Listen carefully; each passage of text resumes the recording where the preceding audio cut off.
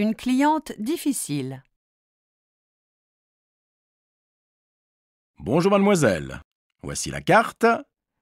Il y a un plat du jour, un lapin à la moutarde. Non, merci, je suis végétarienne. Ah? Alors nous avons un saumon grillé avec du riz. Ah non, je voudrais juste des légumes. Juste des légumes? Une assiette de crudité alors? Non, je voudrais des légumes cuits. Des légumes cuits?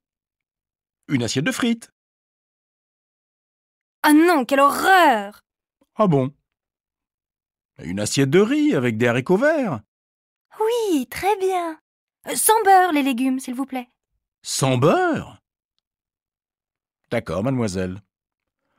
Oh, les clients! Un contretemps.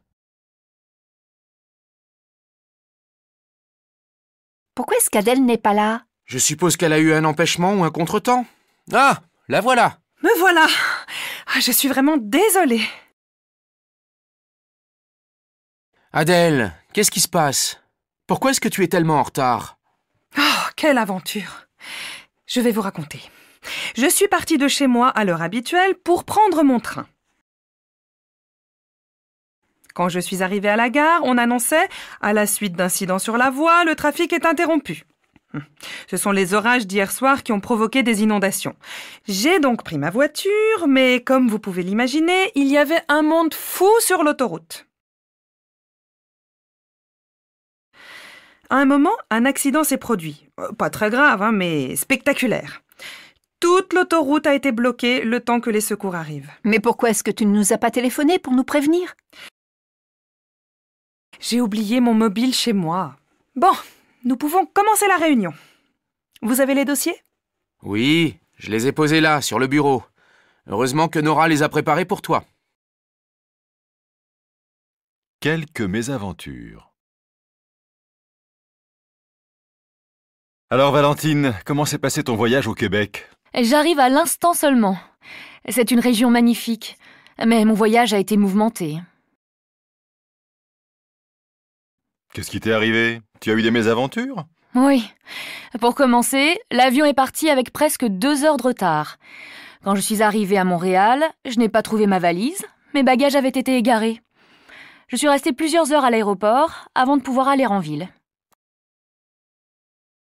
Bah oui, c'est très contrariant. Ce n'est pas fini. 3 jours après, j'ai perdu mon passeport, ou on me l'a volé. En tout cas, il a disparu.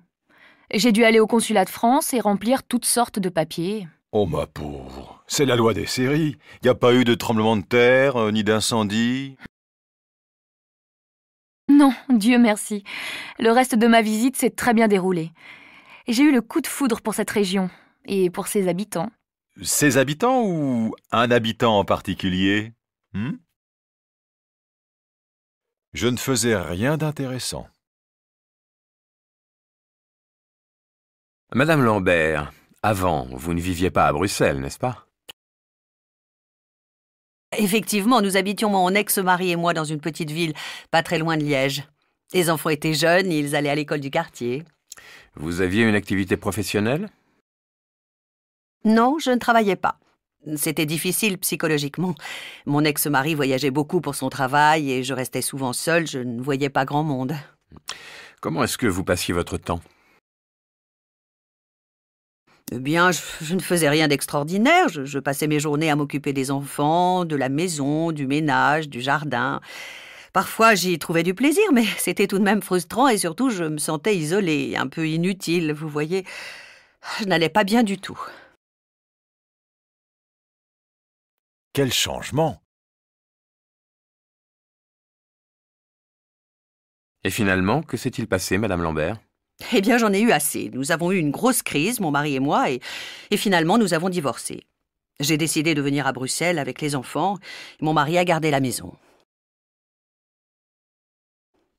Vous vous êtes mise à travailler? Oui, ça n'a pas été facile, mais je suis arrivée à trouver un emploi. Peu après, j'ai eu la chance de rencontrer mon nouveau compagnon. La vie réserve parfois de belles surprises. Et maintenant, comment est-ce que ça se passe? C'est moi qui ai la garde des enfants, mais ils vont chez leur père le week-end et pendant la moitié des vacances. Les enfants entretiennent aussi une bonne relation avec mon ami. Donc vous vous sentez bien dans votre nouvelle vie. Je suis très heureuse. Je suis vendeuse dans une boutique de bijoux en plein centre-ville. J'adore ça. Mon patron me donne de plus en plus de responsabilités. J'aime beaucoup le contact avec la clientèle et apparemment, j'ai un certain sens commercial. Quel changement!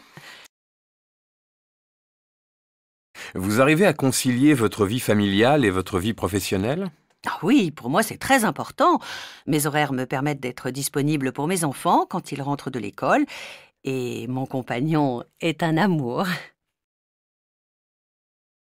On m'a volé ma voiture. Bonjour madame, je viens faire une déclaration de vol. On m'a volé ma voiture. Pourtant, j'ai un antivol. Racontez-moi ce qui s'est passé. Écoutez, j'étais chez moi, dans mon salon. Je lisais tranquillement le journal. Tout à coup, j'ai regardé par la fenêtre et j'ai vu deux types qui s'approchaient de ma voiture. Vous les connaissiez? Non, pas du tout. C'était la première fois que je les voyais. Ils étaient comment? Vous pouvez les décrire? Ils étaient assez jeunes, plutôt grands, bruns si je me souviens bien. Ils étaient habillés pareil. Ils portaient un jean bleu et un blouson de cuir, noir. Ensuite? Je me suis levé et à ce moment-là, les deux hommes sont entrés dans ma voiture et elle a démarré. Je n'ai même pas eu le temps de crier. Tout s'est passé très vite, c'est incroyable. Une mystérieuse disparition. Il est 13h, le journal, Caroline Delaunay. À la une, la disparition d'Arnaud Lemaire. On est sans nouvelles du célèbre marchand de tableaux depuis dimanche. Il a été vu pour la dernière fois ce soir-là vers 21h en compagnie d'amis. Il portait un costume vert foncé et une chemise rose à col ouvert. D'après les témoins, il semblait détendu, il a salué ses amis et il est rentré chez lui. Depuis, plus rien. Quelles sont les hypothèses? A-t-il été enlevé? C'est tout à fait possible. La police a immédiatement commencé son enquête. Selon nos informations, Arnaud Lemaire souhaitait acquérir une nouvelle galerie d'art dans le quartier de Saint-Germain. Il avait en vue celle de son rival de toujours, Alain Blanchet. Une rançon a-t-elle été demandée? Non, Jérôme. Aucune rançon n'a été réclamée pour l'instant. Cependant, les enquêteurs ne négligent aucune piste. C'est-à-dire? Arnaud Lemaire commençait à avoir quelques ennuis avec le fisc. Il était suspecté de fraude et des contrôles devaient avoir lieu à son domicile ce matin. Il peut donc s'agir d'une disparition bien organisée alors? Nous devons rester prudents. Pour le moment, rien ne permet de le dire. Nous vous tiendrons au courant dans nos prochaines éditions. Une conversation. Je ne sais plus si je t'en ai déjà parlé, mais finalement, Étienne n'a pas tenu sa promesse. Il ne m'a pas emmenée au concert. Oui, tu me l'as dit l'autre jour au téléphone. Ah, je te l'ai déjà raconté. Je me répète alors. En revanche, pour la fête, il viendra avec moi. Il me l'a promis. Quelle fête? Je suis pas au courant. Ah, tu as raison. Je crois que je ne t'ai pas mise au courant.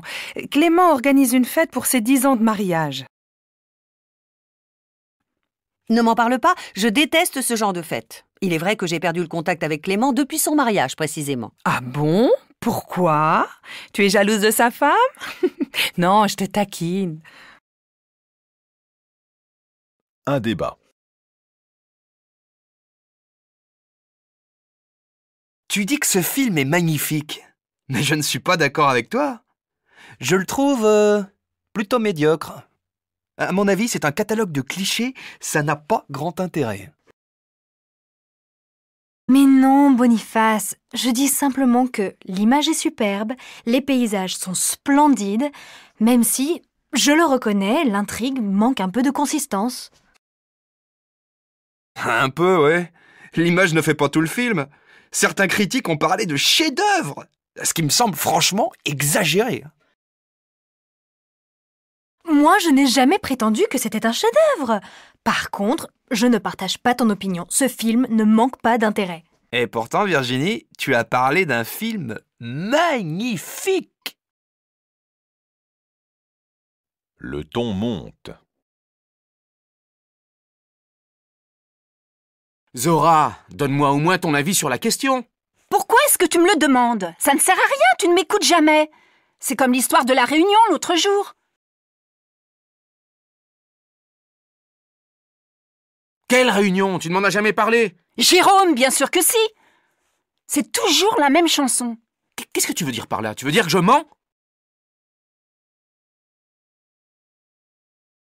Mais je n'ai jamais dit ça. Le problème avec toi, c'est que tu prends toujours mal les choses. Oh, et puis zut, j'en ai assez.